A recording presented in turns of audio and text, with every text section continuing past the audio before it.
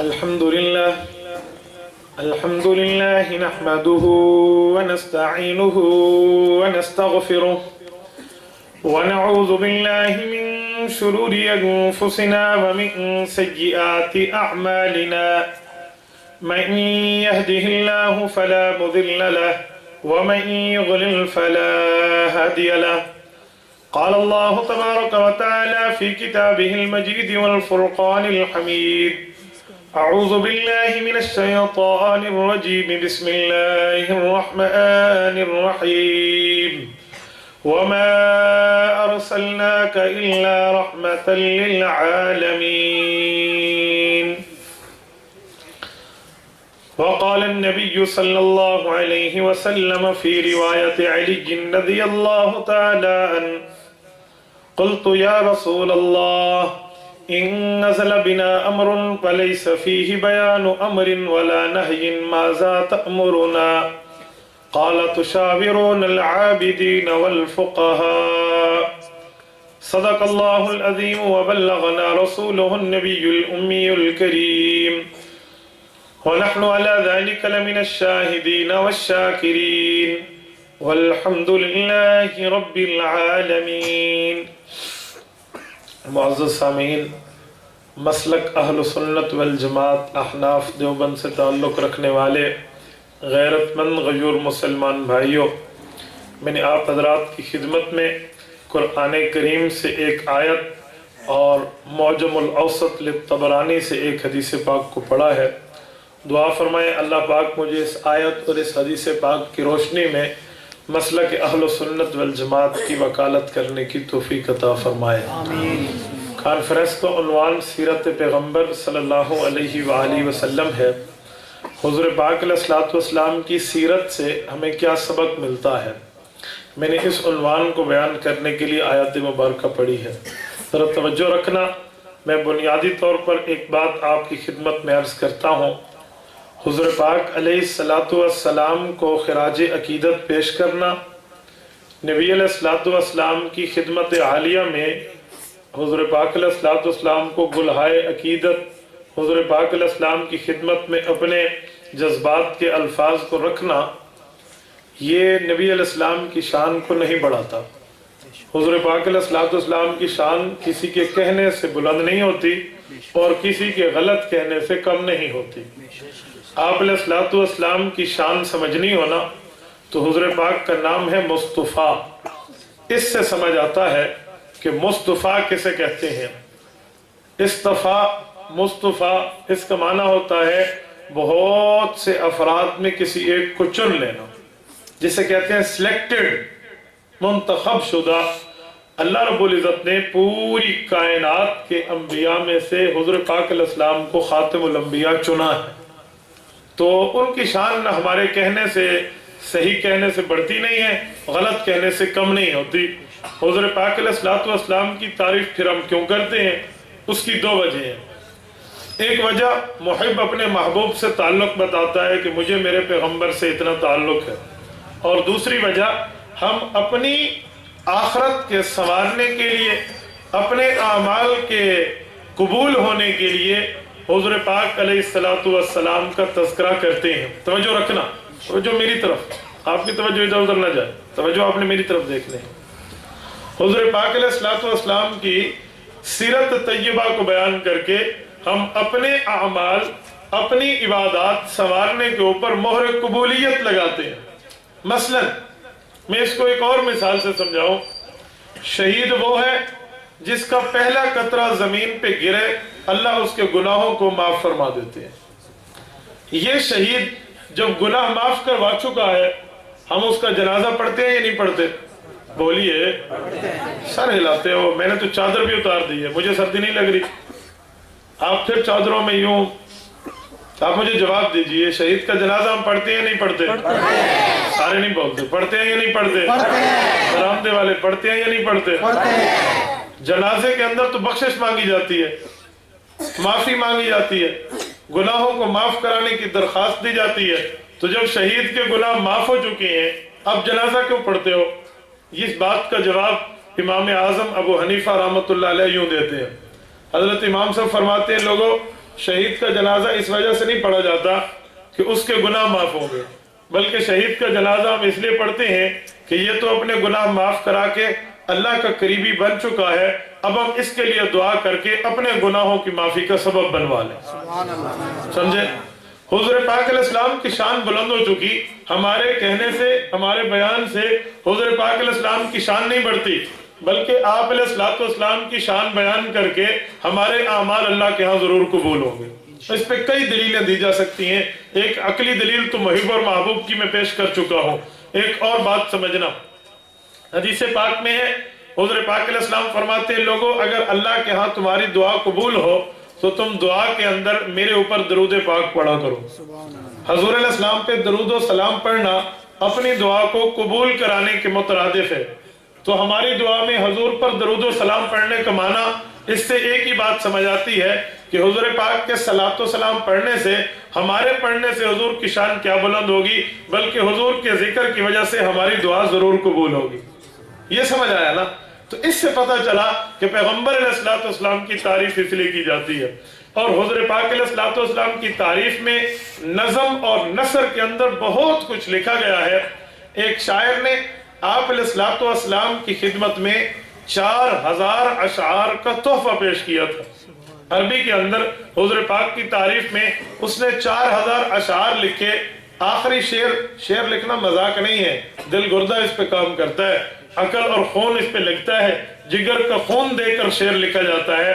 تو وہ شاعر یہ سارے شعر لکھ کر آخر میں ایک بات کہتا ہے جس کا ترجمہ حافظ جلندری یوں فرماتے ہیں، فرمایا اس نے یہ لفظ لکھا، تھکی ہے فکر رساں اور مدہ باقی ہے، قلم ہے آبلا پا اور مدہ باقی ہے، تمام عمر لکھا اور مدہ باقی ہے، ورق تمام ہوا اور مدہ باقی ہے۔ کیا مطلب؟ تھکی ہے فکر رساں اور مدہ باقی ہے، میری سوچ جہاں تک جا سکتی تھی میں نے سوچا، میری سوچ میں جو نظم آئی میں نے اس نظم کو اپنے ذہن میں ترتیب دیا، پھر میں لکھتا چلا گیا، حتیٰ کہ میری عقل نے آگے کام کرنا چھوڑ دیا ہے، لیکن آپ کی تعریف ابھی بھی باقی ہے۔ قلم ہے آبلا پا اور مدہ باقی ہے، میرے قلم کی جولانی ہے، میرے قلم کی جوانی ہے، میرا قلم لکھ سکتا ہے، میں لکھ لکھ کے اسے گرم کر چکا ہوں، اس کے باوجود بھی آپ کی مدد ابھی باقی ہے۔ تمام عمر لکھا اور مدہ باقی ہے، میں نے پوری زندگی لکھا ہے، یعنی بچپن، لڑکپن، جوانی، بڑھاپے پہ لکھا ہے۔ میری شروع میں کان کی سنوائی تھی، اب کان کی سنوائی ختم، آنکھ کی بینائی تھی، آنکھ کی بینائی ختم، ہاتھ کا لرزہ آ گیا، اب تو لکھنے کے قابل ہی نہیں رہا، لیکن آپ کی تعریف نہیں لکھ پایا۔ اور جتنے اوراق میرے پاس طاقت میں تھے میں لے سکوں وہ میں نے لے کر لکھ دیے ہیں، لیکن آپ کی ابھی بھی مدح اور تعریف باقی ہے۔ جب اتنے بڑے شاعر یہ کہہ چکے ہیں تو ہم حضور پاک علیہ السلام کی تعریف کر کے کیا بات کہیں گے، بلکہ حضور پاک کی تعریف کر کے ہم اپنے حضور پاک علیہ السلام سے محبت کا ثبوت دے کے اللہ سے اپنی بخشش کا سامان اکٹھا کر سکتے ہیں۔ توجہ رکھنا، جو میں نے آیت آپ کی خدمت میں پڑھی ہے، وَمَا أَرْسَلْنَاكَ إِلَّا رَحْمَةً لِّلْعَالَمِينَ، اس آیت کا مقصد کیا ہے؟ توجہ رکھنا، وَمَا أَرْسَلْنَاكَ إِلَّا رَحْمَةً لِّلْعَالَمِينَ، قرآن کریم بتاتا ہے حضور پاک علیہ السلام کی شان یہ ہے، اللہ پاک فرماتے ہیں میں نے آپ کو تمام جہانوں کے لیے رحمت بنا کے بھیجا ہے۔ توجہ کرنا، میں نے آپ کو تمام جہانوں کے لیے رحمت بنا کے بھیجا ہے۔ وَمَا أَرْسَلْنَاكَ إِلَّا رَحْمَةً لِّلْعَالَمِ نہیں ہے، ایک عالم کے لیے، عالمین ہے، تمام جہانوں کے لیے، وہ جہان دنیا کا ہو، وہ جہان قبر کا ہو، وہ جہان آخرت کا ہو، حضور پاک علیہ السلام رحمت ہیں۔ اس میں دو باتیں میں آپ کی خدمت میں عرض کرتا ہوں۔ پہلی بات، ارسلناکا، حضور پاک کو بھیجا خدا نے ہے۔ دوسری، رحمت للعالمین، تمام جہانوں کے لیے رحمت بنا کے بھیجا ہے۔ جو پہلی بات ہے ارسلناکا، اس کا معنی پیغمبر کو بھیجتے اللہ پاک ہیں۔ ارسلنا رسل سے نکلا ہے، رسل رسالتن سے بنا ہے۔ رسالہ خط کو کہتے ہیں، رسالہ پیغام کو کہتے ہیں، رسالہ میسج کو کہتے ہیں۔ اگر آپ کبھی اپنے موبائل کو عربی سے انگلش سے عربی لینگویج میں کریں تو انگلش لینگویج میں جس جگہ میسیجز لکھا ہوا لفظ آتا ہے اس جگہ الرسالہ لکھا ہوا آئے گا۔ الرسالہ کا معنی پیغام ہوتا ہے، تو اللہ فرماتے ہیں وَمَا أَرْسَلْنَاكَ إِلَّا رَحْمَةً لِّلْعَالَمِينَ، ہم نے آپ کو بھیجا، آپ کو پیغام دیا۔ گویا دو باتیں سمجھ آئی ہیں، بھیجنے والے بھی اللہ ہیں، پیغام دینے والے بھی اللہ ہیں۔ میں اس پہ کلام کرتا ہوں، پھر رحمت للعالمین پہ آتے ہیں۔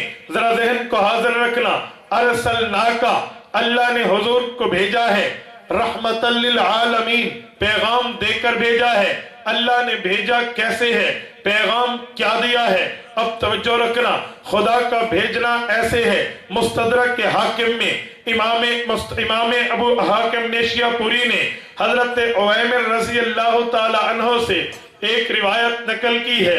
حضرت عویمر عجلانی فرماتے ہیں، حضرت عویمر بن سائدہ فرماتے ہیں، حضور پاک علیہ السلام نے فرمایا ان اللہ اختارنی واختار لی اصحابی، اللہ نے نبیوں میں امام الانبیاء بنانے کے لیے مجھے چنا ہے اور میرے شاگردوں کو صحابی بنانے کے لیے پوری امت میں سے چنا ہے۔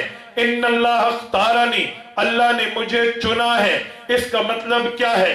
آپ سبزی منڈی جاتے ہیں، آپ مارکیٹ جاتے ہیں، آپ بازار جاتے ہیں، آپ نے اپنے لیے، اپنے بچوں کے لیے، گھر والوں کے لیے، یا دوست یا استاد اور پیر کے لیے، یا جس سے آپ کو محبت ہے اس کے لیے آپ نے سامان خریدنا ہے۔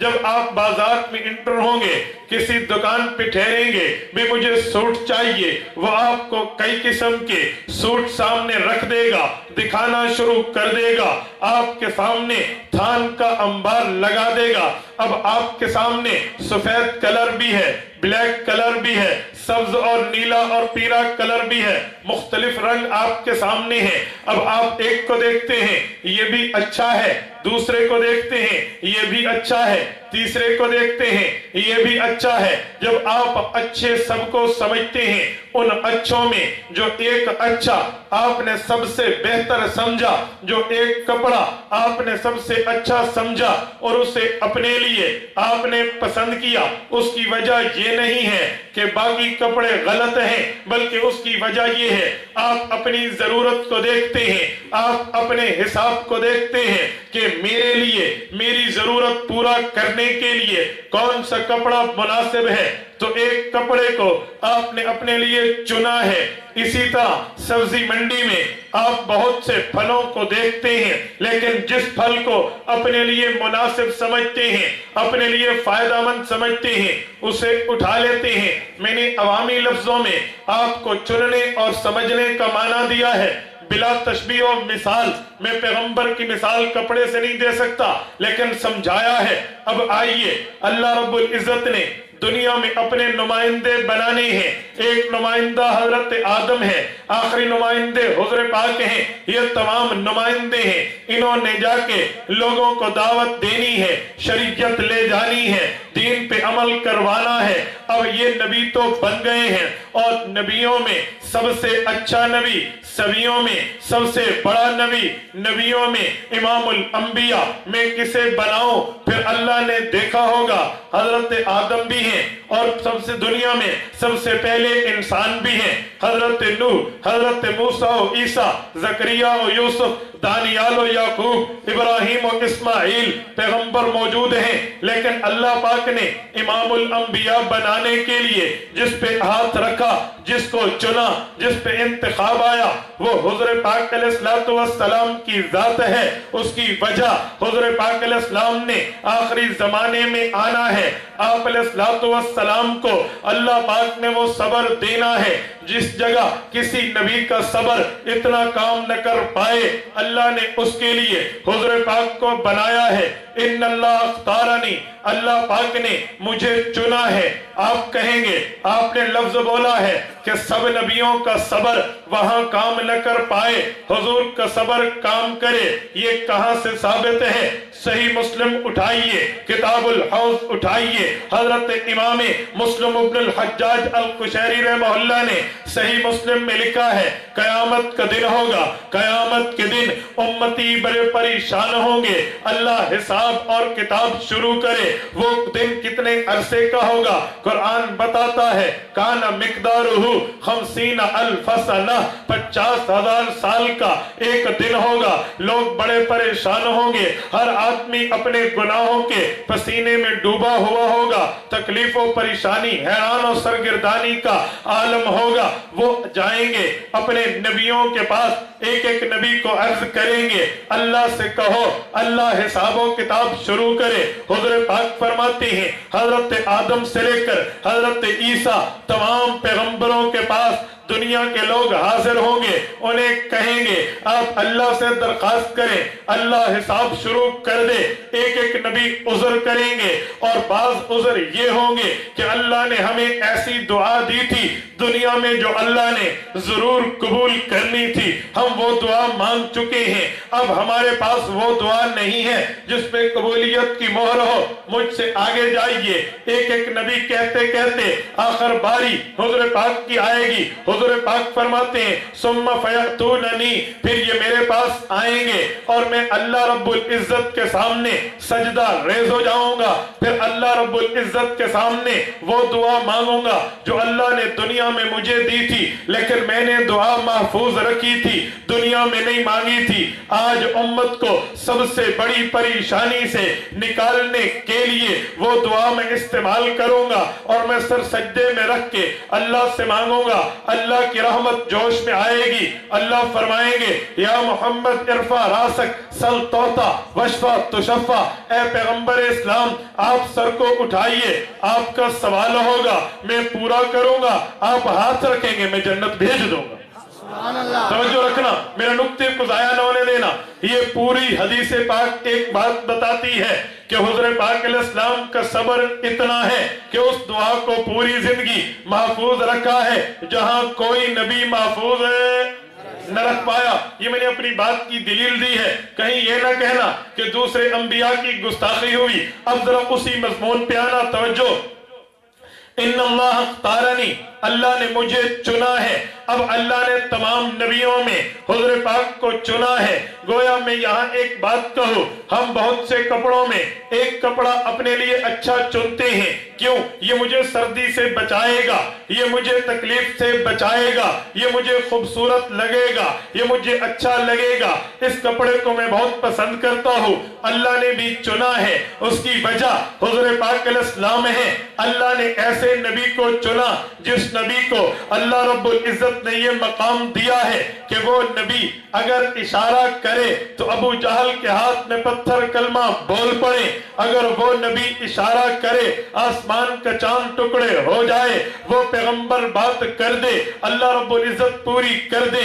अबू हुरैरा घर में आए, अल्लाह के नबी मेरी माँ मेरी मुखालिफ है, दीन के काम में रुकावट डालती है, आप उसके लिए दुआ करें, अल्लाह उसे हिदायत दे। हुजूर हाथ उठाएं, अबू हुरैरा घर देर से पहुंचे, अबू हुरैरा की माँ का इस्लाम पहले पहुंचे। ऐसा पैगंबर चाहिए, वो हुज़ूर पाक अलैहिस्सलातु वस्सलाम है। अब अल्लाह ने चुना है, इन्नल्लाह अख्तारनी, अब चुन के अल्लाह ने पैगाम दिया है। तवज्जो रखना, तवज्जो, मैं एक नुक्ता कहने लगा हूँ। अल्लाह ने चुन के हुजूर को पैगाम दिया है, पैगाम दे के अल्लाह ने उम्मत की तरफ भेजा। लफ्ज अरसल ना पे गौर करो, अरसल युरसिलु इरसाल का माना है भेजा जाए। तवज्जो रखो, अरसला उसने भेजा, जब वो भेजेगा तभी वो चीज भेज दी जाएगी। मिसाल के तौर पे ये घड़ी है, मैं ये घड़ी मौलाना इजाज को भेजना चाहता हूँ, किसी के हाथ में भेजूंगा। तवज्जो रखना, जब तक मैंने नहीं भेजी इसके पास पहुंची, बोलिए बोलिए, तवज्जो, जब तक मैंने नहीं भेजी उनके पास पहुंची, और जब मैं भेज दूंगा फिर उनके पास آئے گی۔ لفظ ارسلنا پیغام ہے، لفظ ارسلنا رسالت ہے، لفظ ارسلنا نبوت ہے۔ اللہ جب تک نبوت دے نبی کو ملتا ہے، جب اللہ روک دے پھر نہیں ملتا۔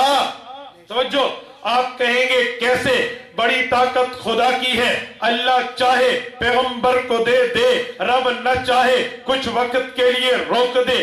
دینے کی مثال بھی دیتا ہوں، رکنے کی مثال بھی دیتا ہوں۔ اب توجہ رکھنا، اللہ رب العزت کے نبی حضور پاک ہیں، وَمَا أَرْسَلْنَاكَ، اللہ نے پیغام حضور کو دیا ہے۔ یہ کیسے دیا؟ جنگ موتا کا واقعہ ہے۔ جنگ موتا میں حضور پاک علیہ السلام نہیں گئے تھے، حضور نے 3 صحابہ کو بڑا بنا کے بھیجا تھا۔ مدینہ کی سرزمین سے حضور نے اردن تشکیل کی ہے۔ یہ موتا کا مقام اردن میں ہے۔ اردن بھیجتے وقت حضور پاک علیہ السلام فرمانے لگے، لوگوں تمہارا امیر وہ ہوگا جسے میں نے اپنا بیٹا بنایا تھا، زید ابن حارثہ۔ توجہ رکھنا، اگر زید شہید ہو جائے پھر جعفر طیار تمہارا امیر ہوگا، اور اگر جعفر طیار شہید ہو جائے پھر عبداللہ ابن رواحہ لولا مہتدینا والا شیر والا صحابی تمہارا امیر ہوگا۔ اگر یہ بھی شہید ہو جائے پھر مسلمان جسے چاہیں اپنا امیر بنا لیں۔ یہ تمام صحابہ چلے ہیں، موتا میں پہنچے ہیں۔ موتا کے میدان میں کافر سے مقابلہ ہوا ہے، حضرت زید ابن حارثہ شہید ہوئے ہیں۔ اس کے بعد امیر حضور پاک نے مقرر کیا تھا حضرت جعفر طیار کو، حضرت علی کے بڑے بھائی کو، جن کی شادی 2-3 سال پہلے ہوئی تھی، ابھی چھوٹے چھوٹے، جن کے بچے مدینہ میں چلتے تھے اور چل کے تبھی چلنے کے قابل ہوئے تھے۔ حضور کبھی ان کے گھر، وہ کبھی حضور کے گھر آتے۔ اب زید ابن حارثہ کے بعد حضرت جعفر کی باری آئی۔ حضرت جعفر شہید ہوئے ہیں، گردن کٹی ہے، دونوں ہاتھ کٹے ہیں۔ حضرت جعفر نے جھنڈا نہ گرنے دیا۔ پھر عبداللہ ابن رواحہ کی باری آئی، سیدنا عبداللہ ابن رواحہ امیر بنے ہیں، وہ شہید ہوئے ہیں۔ پھر صحابہ نے مشورہ کیا ہے اور امیر بنایا ہے حضرت خالد ابن ولید کو رضی اللہ عنہم۔ پھر حضرت خالد نے تلوار اٹھائی ہے اور اپنی جنگی حکمت عملی سے کافروں کو چکمہ دے کر کامیاب ہوئے ہیں۔ حضرت خالد رضی اللہ تعالی عنہ جنگ جیت کے واپس آئے ہیں، اور ادھر مدینہ میں ابھی صحابہ نہیں پہنچے تھے۔ لوگوں نے خبریں اڑا دی کہ وہ تو روم سے مقابلہ تھا، اردن کی زمین میں صحابہ تو 3000 تھے، وہ تو لاکھوں افراد تھے۔ انہوں نے پیغمبر علیہ السلام کے صحابہ کو شہید کر دیا ہے۔ حضرت جعفر طیار کی بیوی ہے، وہ پریشان ہوئی، حضور پاک کی فیملی کی بندی ہے، حضرت جعفر طیار کی شہادت کی خبر کے لیے وہ پریشان ہوئی، شہید ہیں یا زندہ ہیں۔ حضور گھر میں گئے، پیغمبر علیہ السلام حضرت جعفر طیار کے بیٹوں کے سر پہ ہاتھ پھیرتے ہیں اور حضرت جعفر کے لیے فرمایا ان کی بیوی کو صبر کرنا، جعفر شہید ہو گیا ہے۔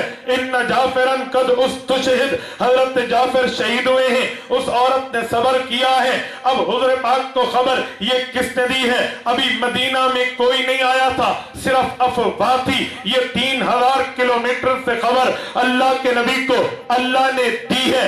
ارسلناک، اللہ نے پیغام دیا ہے، حضور کو پتا چلا ہے یہ اللہ کے کام ہے۔ اللہ بغیر اطلاع کے حضور پاک کو بتا دے۔ اب ذرا تصویر کا دوسرا رخ دیکھنا، پیغمبر علیہ السلام کا دربار ہے، جنگ ذات الرقا سے واپسی ہے، اللہ کے نبی اپنے لشکر کو لے کر واپس آ رہے ہیں۔ دوران سفر حضور پاک ایک جگہ رات کا قیام کرتے ہیں۔ اس رات کے قیام میں صبح کی نماز سے پہلے حضور پاک کی عادت تھی اس جگہ سے کوچ کر کے دوسری جگہ پہ نماز پڑھنے کی۔ جب حضور پاک اٹھے ہیں، لشکر کو کہا آپ تیاری کرو۔ اماں عائشہ بھی اٹھی اپنے ہودد اور کچاوے سے۔ اماں عائشہ اترتی ہیں رفع حاجت کے لیے، تقاضے کے لیے ایک سائڈ میں جاتی ہیں۔ حضرت اماں کو تھوڑا ٹائم زیادہ لگا، پیچھے لشکر تیار ہو گیا ہے، اب لشکر چلنے لگا۔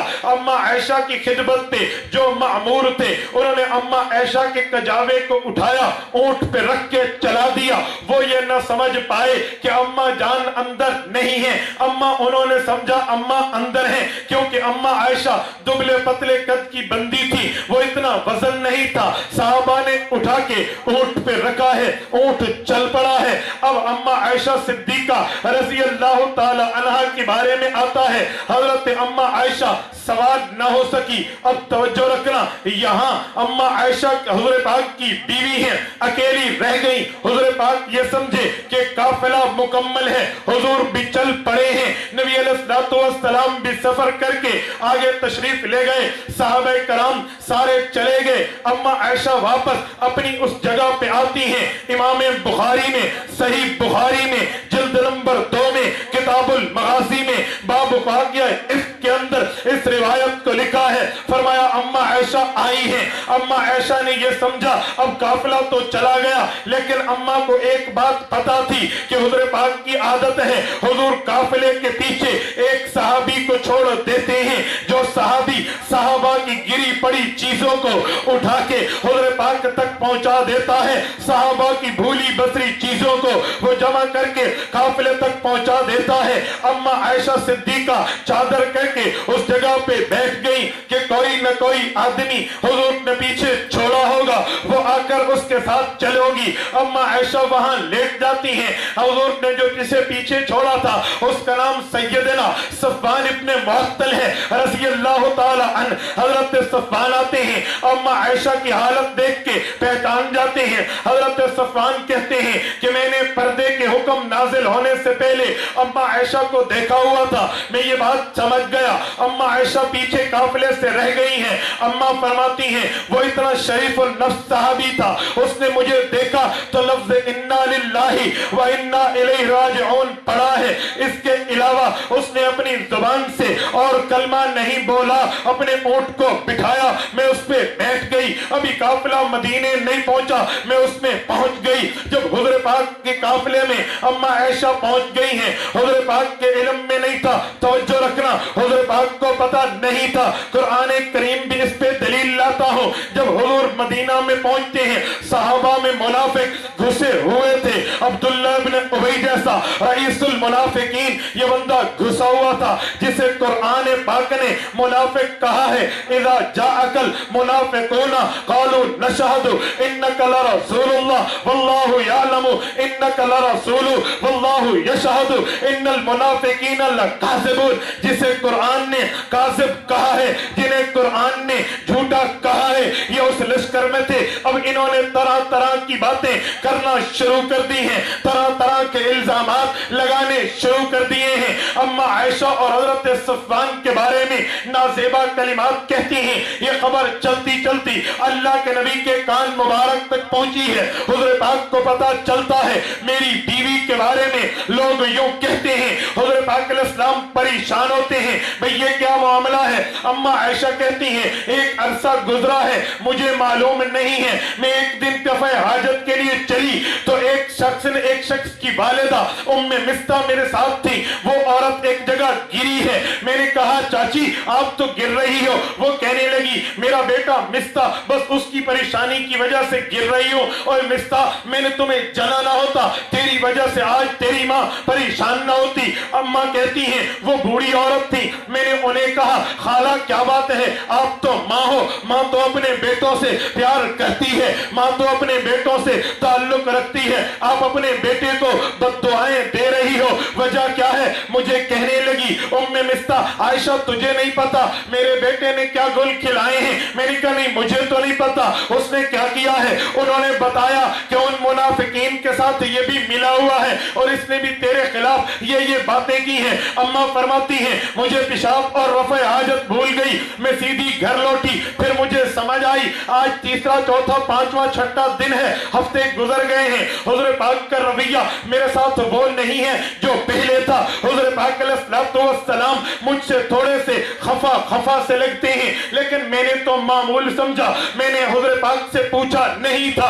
मैं जब अब आई हूं तो मुझे पता चला अच्छा मेरे ऊपर इल्जाम इल्जाम लगा है, हुजूर इसी वजह से परेशान हैं। तवज्जो रखना, अम्मा कहती हैं मैंने हुजूर पाक से अर्ज किया, ए मेरे सरताज अगर मुझे इजाजत हो मैं अपनी माँ अपने वालिद अबू बकर के घर ही चली जाऊं। हुजूर पाक फरमाने लगे हाँ तुम्हें इजाजत है, आप जा सकती हो। अम्मा कहते हैं हुजूर पाक के इस जवाब ने मेरे ऊपर क़यामत ढा दी, क्योंकि हुजूर की आदत मुबारक थी मैं जब भी अपने घर जाने की बारी आती और अपने घर जाने की इजाजत मांगती तो मैं पैगंबर से अर्ज करती मैं अपने घर चली जाऊं, माँ बाप के पास चली जाऊं, वो मेरा घर है। तो हुजूर बतौर मजाक फरमाते, हुजूर पाक अलैहिस्सलाम बतौर मजाक मुझे कहते आयशा वहां जाके क्या करेगी, नबी का घर भी तो तेरा घर है, तो अपने घर में है। लेकिन इस बार हुजूर ने ये नहीं फरमाया मैं अपने घर में आई हूँ, आकर अपने वालिद के पास बैठी। अम्मा आयशा की वालिदा सैयदा ज़ैनब उम्मे रोमान है, अम्मा आयशा के वालिद हजरत अबू बकर सिद्दीक हैं। माँ बाप परेशान हैं लेकिन अपनी बेटी की शराफत को जानते हैं, दयानत को जानते हैं। अम्मा एक कमरे में गई हैं, आहोजारी शुरू कर दी है। हुजूर पाक ने साहबे कराम से बातें पूछना शुरू कर दी कि लोगों क्या हो गया है, मेरी बीवी के बारे में मुझे इल्जाम क्यों लगाते हो, मेरी बीवी के बारे में मुझे तकलीफ क्यों देते हो। एक वक्त आता है हुजूर पाक अलैहिस्सलाम बुलाते हैं साहबा के मजमे को, हुजूर पाक अलैहिस्सलाम मिंबर पे हैं और साहबा कराम से कहते हैं वो मुनाफिक भी अंदर है, तुम्हें क्या हो गया है, मेरी बीवी के बारे में मुझे क्यों तकलीफ देते हो। तो एक एक शख्स खड़ा होके अपना मशवरा देता है। कुछ आदमियों का मशवरा है या रसूलुल्लाह इस औरत को तलाक दे दीजिए, आप तो नबी हैं, आपके लिए औरतें तो बहुत ज्यादा हैं, आपके लिए औरतों और बीवियों की क्या कमी है। और कुछ का मशवरा आता है नहीं आप मजीद तफ्तीश कीजिए। एक सहाबी का मशवरा आया है आप अम्मा आयशा की खादिमा और बांदी और नौकरानी को बुलाओ, उससे पूछो तेरी मालकन कैसी है। साहबा के मजमे में अम्मा आयशा की खादिमा सैयदा बरीरा रज़ियल्लाहु अन्हा को बुलाया जाता है। हजरत बरीरा गवाही देती है मेरी मालकन तो इतनी सादी है, वो आटा गूंथ के सो जाती है, पीछे आटा बकरियां आके खा जाती हैं, इसकी सादगी की तो इंतहा है। मैं इस बात को अपनी मालकन पे, इस इल्जाम को अपनी मालिकन पे, उम्मुल मुमिनीन पे बर्दाश्त नहीं कर सकती। आखिर इब्ने खत्ताब खड़े हुए, हजरत उमर खड़े हुए, अर्ज करने लगे या रसूल अल्लाह मैं मशवरा देने से पहले आपसे कुछ पूछना चाहता हूँ, मुझे बताइए जब आयशा से आपने रिश्ता किया है, आयशा को अपनी बीवी बनाया है, तो आपने अपनी मर्जी से या किसी और की मर्जी से। हुजूर पाक फरमाने लगे मा तज़व्वजतु मिन निसाई इल्ला बिइज़्निन, ऐ उमर खत्ताब मैं तो अपनी बेटी का रिश्ता जहां देता हूं मुझे अल्लाह हुक्म करता है, बीवी का रिश्ता जहां से लेता हूं मुझे अल्लाह हुक्म करता है। मैंने तो आयशा को सिद्दीक की बेटी को अल्लाह के हुक्म से लिया था। हजरत उमर कहने लगे जो अल्लाह आपके जिस्म पे पलीती नहीं लाने देता वो अल्लाह आपके बिस्तर पे पलीत बीवी नहीं आने देता। हुजूर पाक अलैहिस्सलातु वस्सलाम का ये मशवरा खत्म होता है। अल्लाह के नबी परेशानी के आलम में अबू बकर सिद्दीक के घर पहुंचते हैं। हजरत अबू बकर अर्ज करने लगे या रसूल अल्लाह आप हमारी दुनिया और आखिरत हैं, वो आपकी बीवी जिस दिन से आई उसी कमरे में रो रही है, खाने पीने का पता नहीं है। हुजूर पाक चले हैं अम्मा आयशा की खिदमत में, अम्मा आयशा बैठी हैं। अब तवज्जो रखना ये लफ्ज आज भी सही बुखारी में मौजूद है। हुजूर पाक फरमाने लगे या आयशा तो इन कुंती अलमंती फतूबी इल्लाह, ए आयशा मेरे सामने आज मान ले अगर तुझसे गुनाह हुआ है तो अल्लाह से माफी मांग ले, अल्लाह तुझे बख्श देगा।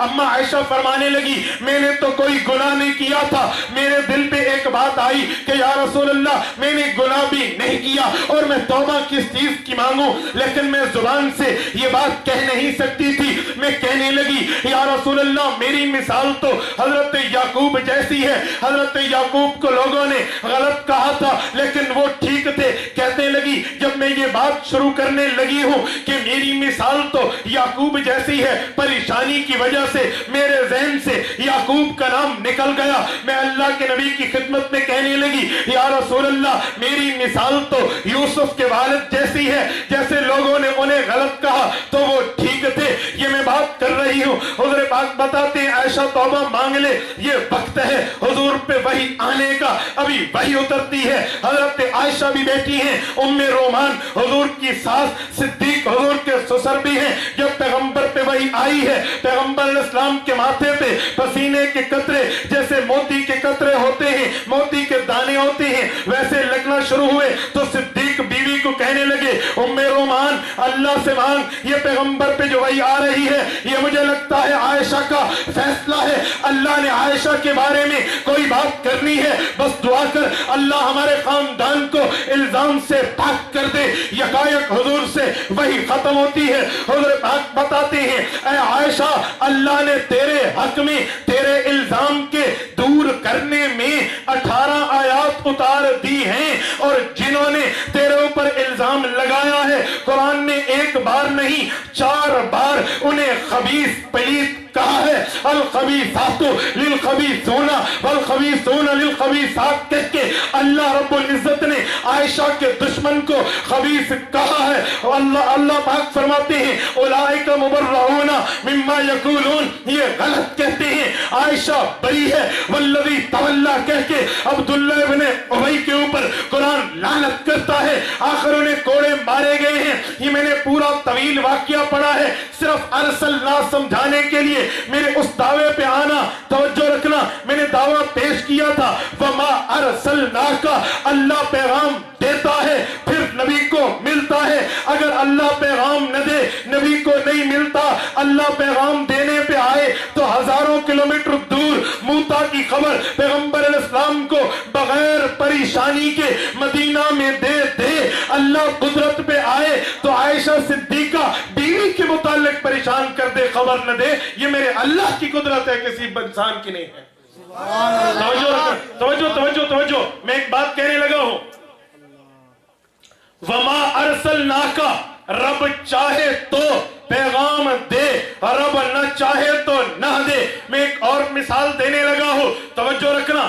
بخاری شریف جلد نمبر 2 کتاب النکاح, کتاب النکاح کی سب سے آخری حدیث امام بخاری فرماتے ہیں وَبِهِ قَالَ حَدَّثَنَا عبد الله ابن یوسف قال اخبرنا مالک عن عبد الرحمن ابن القاسم عن ابیہ عن عائشہ رضی اللہ تعالی عنہا وعنہم عن النبی عن عائشہ رضی اللہ تعالی عنہا قالت عاقبني ابو بکر وجعل يطعنني بيده في قاصرة عند العتاب ولا يطعنني من التحرك الا مكان رسول الله ورأسه على فخذي.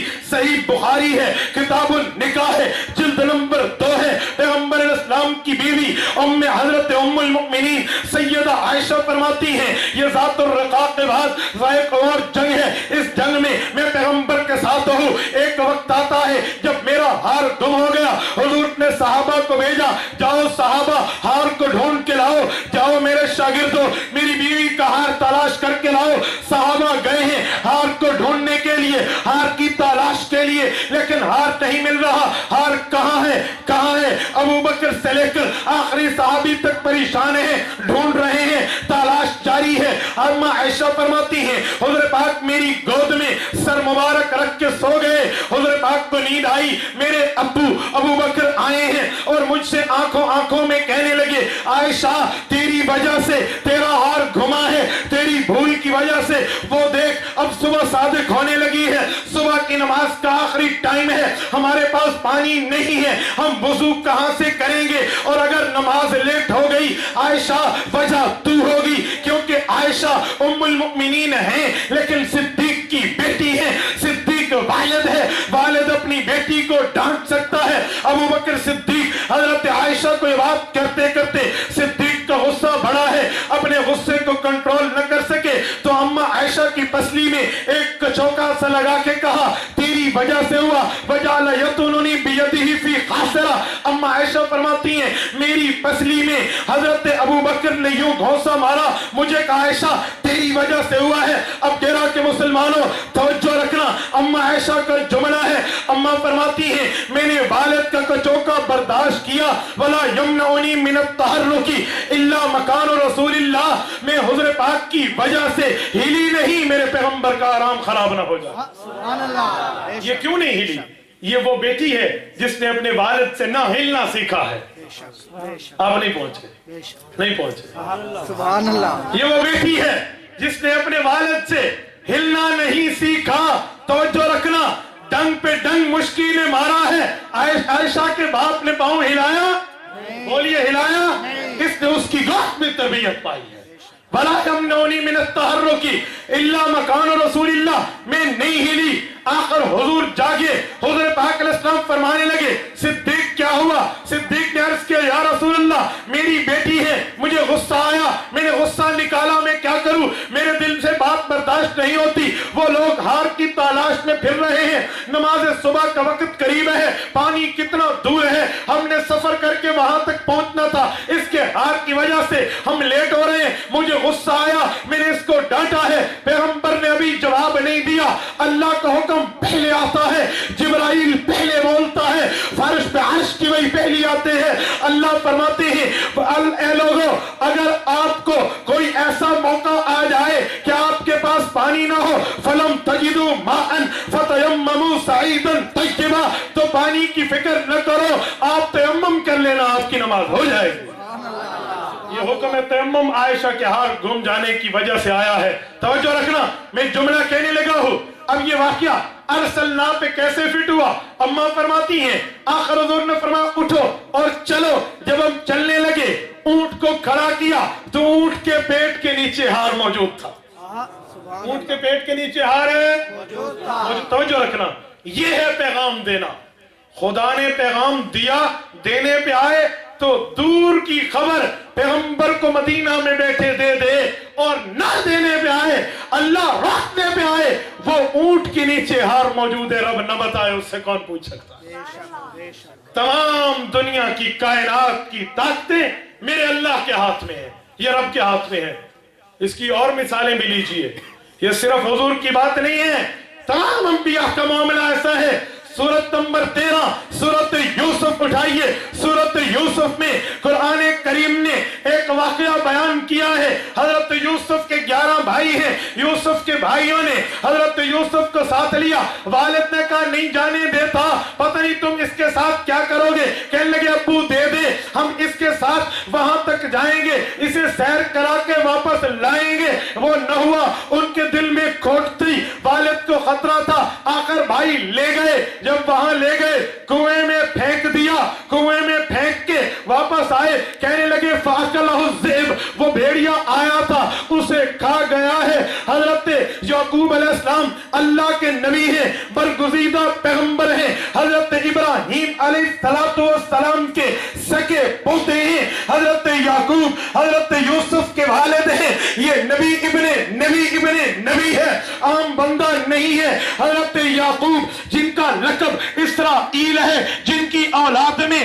70,000 نبی بنی اسرائیلی آتے ہیں, اتنے بڑے رتبے کا جلیل القدر پیغمبر ہے, چپ کر جاتا ہے. ان کی جھوٹ کے اوپر پیغمبر علیہ السلام چپ ہیں. اب 1 سال گزرا, دوسرا سال گزرا, تیسرا سال گزرا, 1 2 نہیں 20 30 نہیں, پورے 40 سال گزرے ہیں. 40 سال کے بعد حضرت یوسف کی خبر آتی ہے, کیوں کنویں سے ایک قافلہ گزرا تھا, انہوں نے اٹھا لیا تھا. یوسف دیار مصر میں پلتے بڑھتے رہے. ایک وقت آیا یوسف بادشاہ بن گئے, اور یہ بھائی یہ نہیں جانتے تھے وہ مصر کا بادشاہ وہ یوسف ہے, ہمارا چھوٹا بھائی ہے جن کو اپنے ہاتھوں سے کنویں میں ڈالا تھا, آج وہ بادشاہ ہے. ان کو ضرورت پیش آئی بادشاہ کے پاس جانے کے لیے, وہاں پہنچے ہیں, بادشاہ کو درخواست کی ہے ہمیں گندم چاہیے. حضرت یوسف پہچان گئے یہ میرے وہی غدار بھائی ہیں جنہوں نے مجھے کنویں میں ڈالا تھا, میرے بچپن پہ رحم نہیں کیا تھا, میرا بچپن ان کو برداشت نہ ہوا تھا, میرے باپ کی محبت مجھ سے انہیں ہضم نہیں ہو پائی تھی. یوسف बात समझाई कि आप क्या करते हो, यहाँ रुक जाओ। कहने लगा हम नहीं रुकते, हमारे अब्बू बड़े परेशान हैं, हम उनके पास जाते हैं। बाकी अब इन भाइयों के दिल में बात थी कि हम भी यहाँ रुक गए, ये एक छोटे भाई को यहाँ रोक दिया तो मसला खराब है। हजरत यूसुफ कहने लगे तुम्हारे वालिद को क्या है? कहने लगे वो तो रो रो के नाबीना हो चुके हैं, उनकी आंखें खत्म हो गई हैं। उनका एक बेटा था, उसे भेड़िए ने खा लिया था, वो उसके फिराक में रो रहे हैं। हजरत यूसुफ अपनी कमीज देते हैं, और मेरी रियाया, ये मेरी कमीज लो, वो भी तो मेरी रियाया है। अपने वालिद की मुंह पे ये कमीज फेरोगे, उसकी आंखें लौट आएगी। अब ये कमीज मिस्र से चली है। हजरत याकूब किनान में, इराक में मौजूद है, वो किनान में है, ये मिस्र में है। रब ने न बताया तो कुएं में मौजूद, उसी शहर के कुएं में मौजूद। अल्लाह ने न बताया, अब बताने पे अल्लाह आए, पैगाम देने पे अल्लाह आए, तो वहां से कमीज अभी मिस्र से चली। हजरत यूसुफ के वालिद हजरत याकूब किनान में इतने दूर बैठे हुए लोगों से कहने लगे, लोगों इन्नी लाजिदु रिहा यूसुफ, मुझे यूसुफ की खुशबू आ रही है, मुझे यूसुफ की खबर आ रही है। ये हजरत यूसुफ की खबर याकूब को किसने दी है? इसे तो करीब कुएं में पड़ा हुआ अपना बेटा पता ना चला, अब इसे मिस्र की खबर किसने दी है? पता चला ये रसूल है। रसूल वो होता है वमा अरसलना मिन रसूलिन इल्ला लियुता बिइज़्निल्लाह। रब की ताकत है, बता दे रब की ताकत है, रोक दे। ये पैगाम खुदा की ताकत में है, जहां चाहे रोक दे, जहां चाहे दे दे। ये मैंने अरसलना पे बात चलाई है कि इख्तियार हमारे हाथों में नहीं है, इख्तियार तमाम कायनात का खुदा के हाथ में है।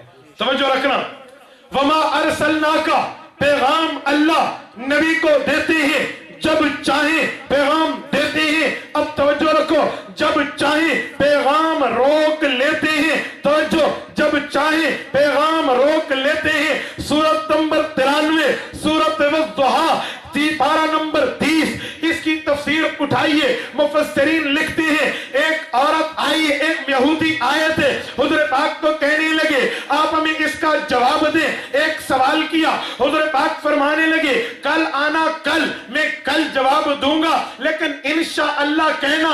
अल्लाह के पैगंबर भूल गए, इंशाअल्लाह नहीं फरमाया, कहा कल आना। वो यहूदी कल आए, हुजूर ने इंशाअल्लाह नहीं कहा, भूल गए थे। अल्लाह ने वही नहीं भेजी। दूसरा दिन, तीसरा दिन, चौथा दिन वही नहीं आई। आखिर यहूदी कहने लगे इन शैतान का कद कलाह का, तेरे शैतान ने नऊज़ुबिल्लाह तुझे छोड़ दिया है। खुदा को गाली देके यहूदी कहने लगे तेरे शैतान ने तुझे छोड़ दिया है, अब तेरे पास ये बातें की खबर नहीं आएगी। फिर अल्लाह रब्बुल इज्जत की तरफ से वही आती है, वज़्ज़ुहा, तेरे जैसा चेहरा कायनात में कोई नहीं है। वल्लैलि इज़ा सजा, तेरी जैसी जुल्फें कायनात में कोई नहीं है। मैं इन जुल्फों की, इन चेहरे के हुस्न की, रानाई की कसम खा के कहता हूँ, माँ बद्दाका रब्बुका व मा कला। यहूदी झूठ बोलते हैं, तेरा रब ने तुझे छोड़ा भी नहीं है, तेरे साथ दुश्मनी भी नहीं की।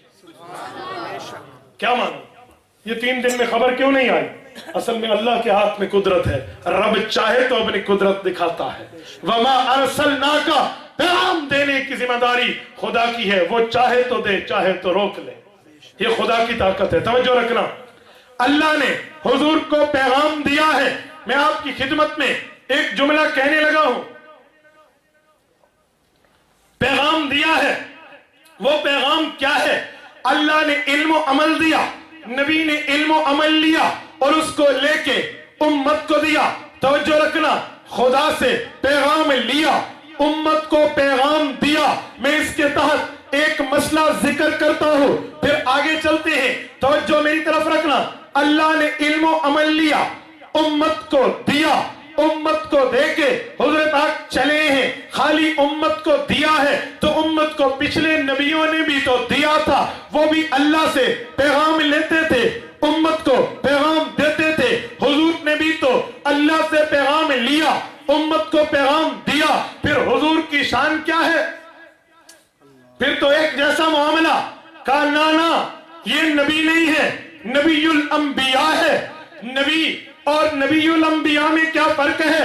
नबी वो है जो अल्लाह से पैगाम ले, उम्मत को दे। तवज्जो, اللہ سے پیغام لے اور امت کو دے. یہ نبی ہے. نبی الانبیاء وہ ہے جو اللہ سے پیغام لے، امت کو بھی دے، امت کے نبیوں کو بھی دے، نبی کو بھی دے. یہ دعویٰ میرا نہیں ہے. دارالعلوم دیوبند کے بانی، حجت الاسلام والمسلمین، بانی دارالعلوم دیوبند مولانا محمد قاسم نانوتوی، اللہ اس کی قبر پہ کروڑوں رحمت نازل فرمائے. اونچا کہیں اللہ اس کی قبر پہ کروڑوں رحمت نازل فرمائے. اس شخص کا دعویٰ ہے. حضرت نانوتوی کے علوم کو سمجھنے کے لیے بندہ حیران ہو جاتا ہے. علوم نانوتوی اتنے، اللہ کی قسم اس کو کھولے نا بندہ حیران ہو جاتے. میں صرف ایک نقطہ حضرت نانوتوی کا یہ کھولنے لگا ہوں.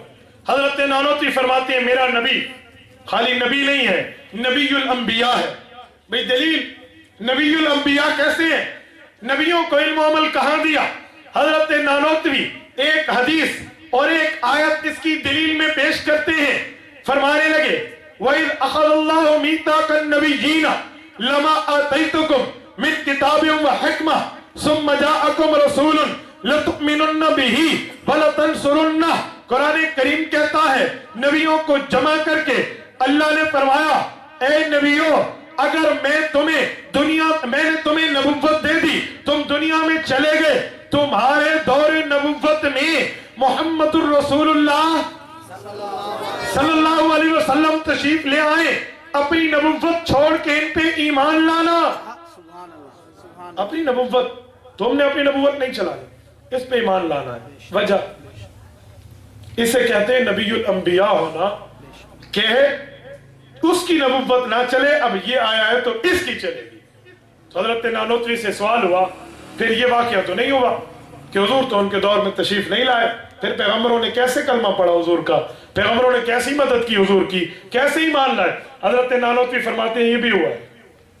کیسے ہوا؟ اب علماء دیوبند کا عشق رسول دیکھنا، توجہ رکھو، دیوبندیت کے عشق رسول دیکھو. حضرت نانوتوی فرماتے ہیں تمہیں نظر نہیں آتا؟ میں دکھاتا ہوں.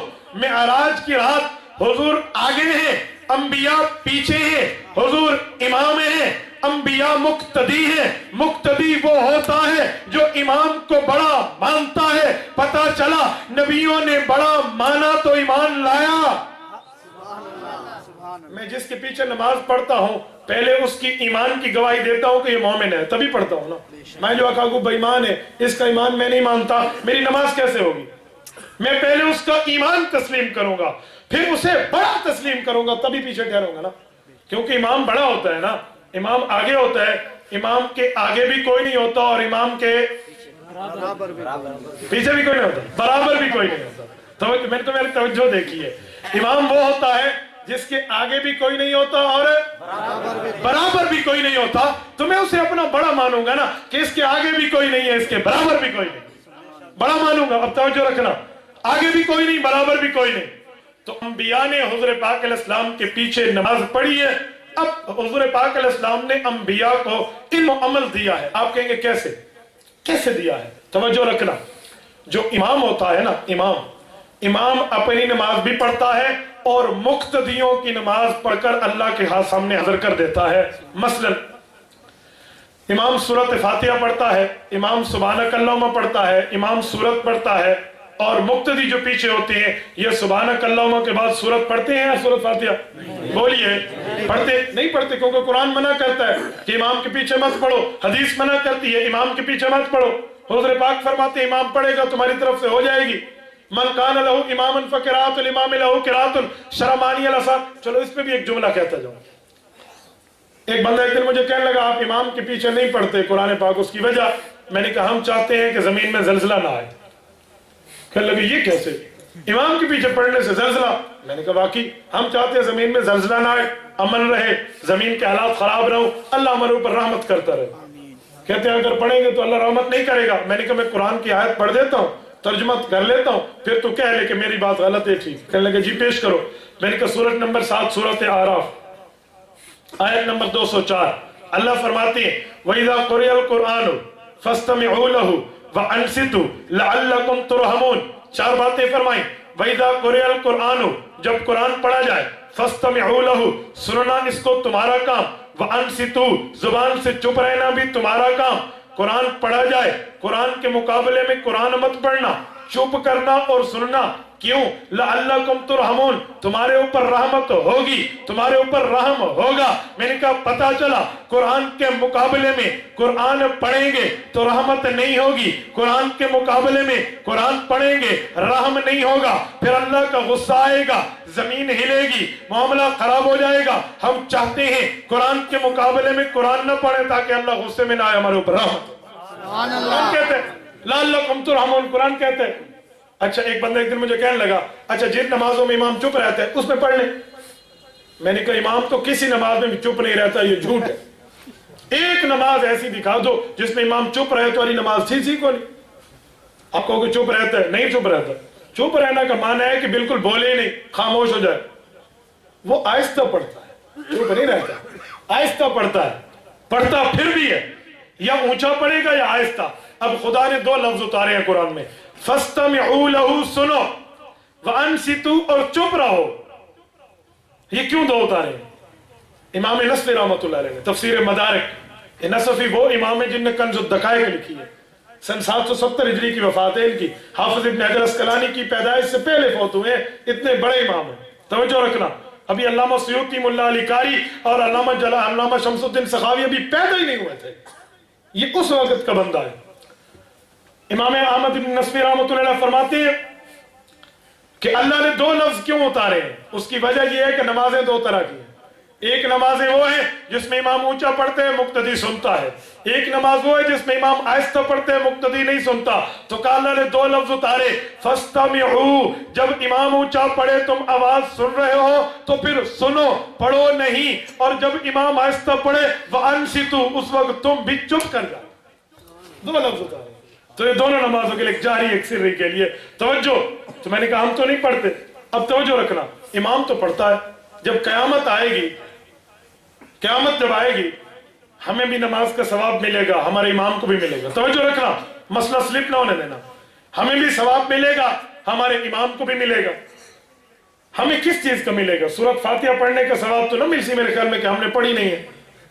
سورت آگے جو قرآن کی سورت ہے اس کا ثواب تو نہیں ملے گا کہ ہم نے پیچھے پڑھی نہیں ہے, وہ تو امام پڑھتا تھا.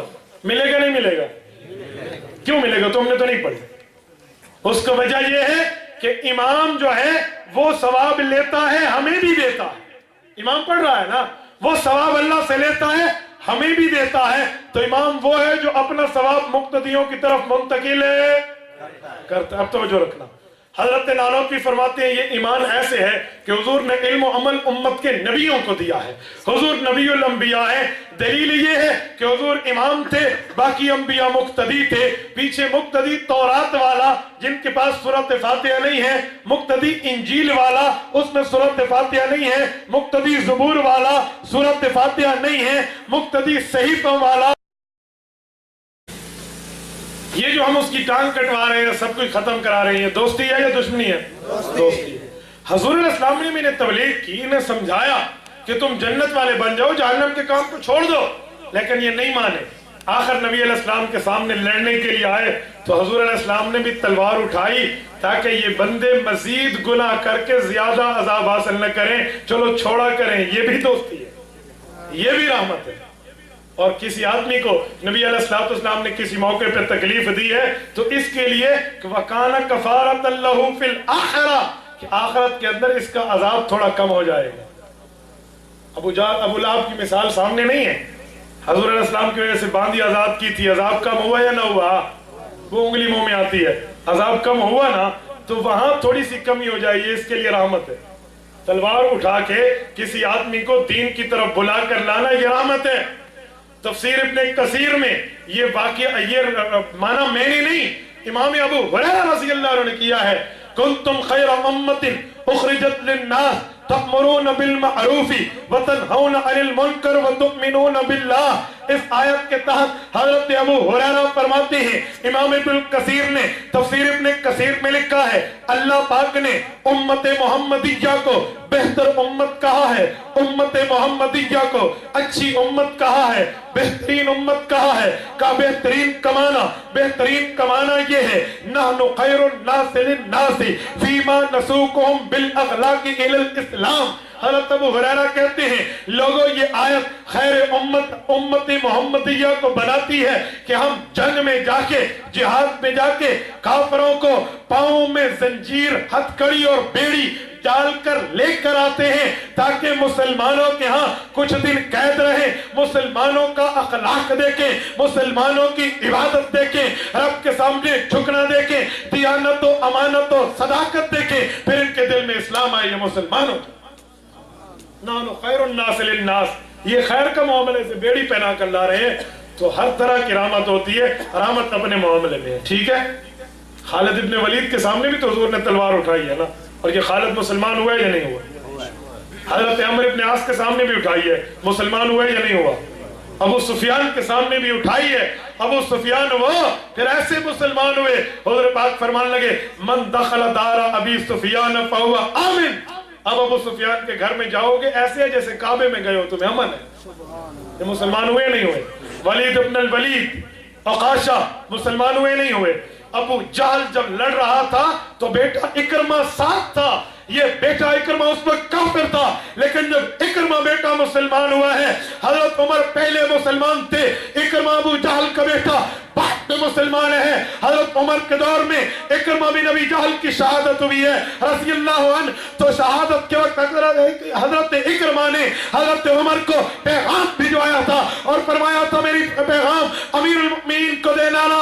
امیر المؤمنین عمر، اسلام پہلے تم لائے تھے، جنت پہلے ہم گئے.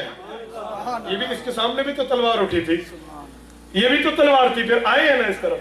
یہ تو کئی معاملے ایسے، کتنی مثالیں آپ اٹھائیے. غزوات النبی کی کتابیں، رسول اللہ صلی اللہ علیہ وسلم کی 27 جنگوں میں جتنے کافر اور مسلمان یہ قتل ہوئے ہیں، جتنے کافر اور مسلمان یہ قتل ہوئے، ان کو ملا کے کل تعداد 784 سے آگے نہیں جاتی.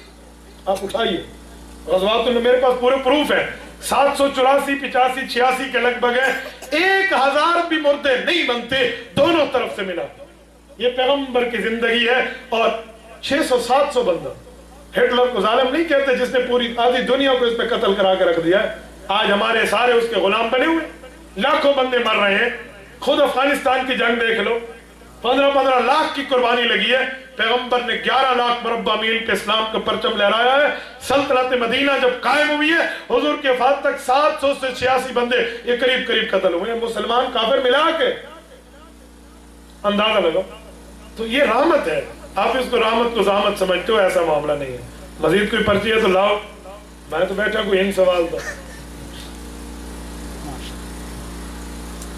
ہے، کوئی سوال ہے؟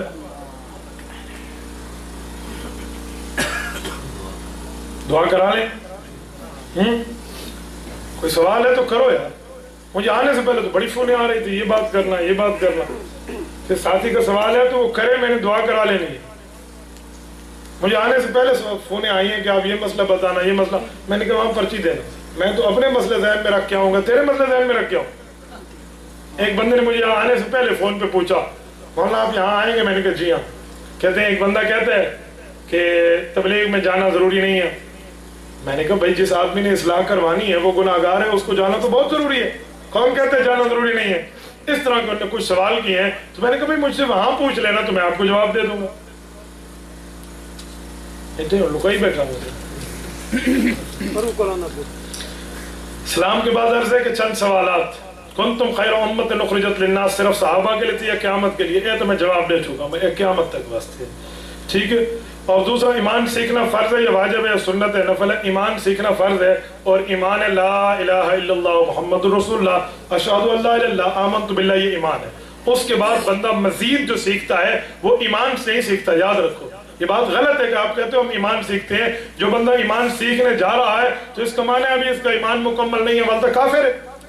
یہ مومن ہے، اپنے ایمان کے مطابق صحیح عمل سیکھنے جا رہا ہے. یہ لفظ بولا کرو تو اس کے لیے جانا ضروری ہے. جو آدمی گناہگار ہے اور اسے دین کا پتہ نہیں ہے، ایسے آدمی کو اتنا علم حاصل کرنا فرض ہے کہ 24 گھنٹے کی زندگی صحیح حلال حرام کے مطابق گزار سکے. ایسے آدمی کو جانا چاہیے. اور ہر مسلمان کو اپنے گھر والوں کی اصلاح کرنی چاہیے. کیوں نہیں کرنی چاہیے؟ یہ کیسے سوال ہے؟ تبلیغ میں 4 ماہ وغیرہ بالکل لگانے چاہیے. جس آدمی نے اسلام میں آگے چلنے لگانے چاہیے، لیکن ان کام کی دعوت علماء کو نہیں دینی چاہیے. یاد رکھنا مجھے نہیں پتا کس کو نشانہ بنایا جا رہا ہے. عالم کو دعوت نہیں دینی چاہیے. یہ بات اب کھلے طور پہ ذہن میں رکھنا. مولانا الیاس صاحب رحمۃ اللہ علیہ کے ملفوظات میں ہے علماء کو دعوت نہیں دینی. جماعت والے علماء کو کبھی بھی دعوت نہیں دیتے. یاد رکھیں اگر کسی عالم کو دعوت دی اور ان کا اختلاف ہے تو وہ اپنی جگہ ہو, لیکن یہ بات ذہن میں رکھیں کہ دعوت علماء کے لیے نہیں. ایک جماعت والا ساتھی ایک دن میرے پاس جمع ہوا, مجھے آ کے کہنے لگا مولانا آپ سال کے لیے چلیے. میں نے کہا آپ کی دعوت تو بہت اچھی ہے لیکن آپ تبلیغ اصول سے کرتے ہیں یا بے اصولیوں سے؟ کہتے ہیں اصول سے. میں نے کہا تیری جماعت کا اصول ہے کہ علماء کو دعوت نہیں دینی, تو اصول توڑی بیٹھا, مجھے کیوں دعوت دے رہے؟ اب چپ ہو گئے. میں نے کہا اس لیے علماء کو دعوت نہیں دینی چاہیے. دوسری بات ہے کہ میں بھی تو دین کا کام کر رہا ہوں. عالم مدرسے میں بیٹھ کے دین کا کام کر رہا ہے, شیخ الحدیث بخاری پڑھا کے دین کا کام کر رہا ہے. جماعت میں عوام کو ضرور لے جاؤ, علماء سرپرستی کریں بہت اچھا ہے, لیکن عالم کو زور زبر سے پکڑ کے مت لے جاؤ. وہ خود جائے بہت اچھا ہے, جیسے سال لگاتے ہیں لگانا چاہیے, ہم مخالفت نہیں کرتے, لیکن تمہیں علماء کو دعوت نہیں دینی چاہیے. یاد رکھنا میں عالم کے نہ جانے پہ دلیل رکھتا ہوں, عوام کے جانے پہ دلیل رکھتا ہوں. عالم کے نہ جانے پہ اور عوام کے جانے پہ. آپ کہیں گے کیسے؟ مجھے یہ بتاؤ. ایک بندہ ایک دن مجھے کہنے لگا پوری دنیا میں دین پہنچانا ہماری ذمہ داری ہے. میں نے کہا غلط ہے, علماء کی ذمہ. میں نے کہا نہیں. کہتے کیوں؟ میں نے کہا ہم عالمی نبی کے امتی ہیں, حضور پوری دنیا میں گئے ہیں, حضور گئے ہیں پوری دنیا میں. کہتے ہیں نہیں. میں نے کہا پھر پیغمبر کا طریقہ کیا ہے؟ کہتے پیغمبر کا طریقہ ایک جگہ بیٹھ کے افراد تیار کرو جو پوری دنیا میں جائیں. میں نے کہا پھر عالم وارث ہے, اس کا طریقہ ہے مدرسے میں بیٹھ کے افراد تیار کرے پوری دنیا میں. میں عالم کے بیٹھنے پہ عوام کے جانے پہ دلیل رکھتا ہوں, تو عوام کو ضرور جانا چاہیے. جماعت میں وقت لگائیں. یہ جماعت اچھی بات ہے, تبلیغ جماعت بھی ہماری ہے, حق والے مجاہدین بھی ہمارے ہیں, صحابہ کا کام کرنے والے بھی ہمارے ہیں, ختم نبوت والے بھی ہمارے ہیں, سیاست والے بھی ہمارے ہیں. پر افسوس یہ ہے کہ یہ سارے کہتے ہیں تم ہمارے نہیں ہو.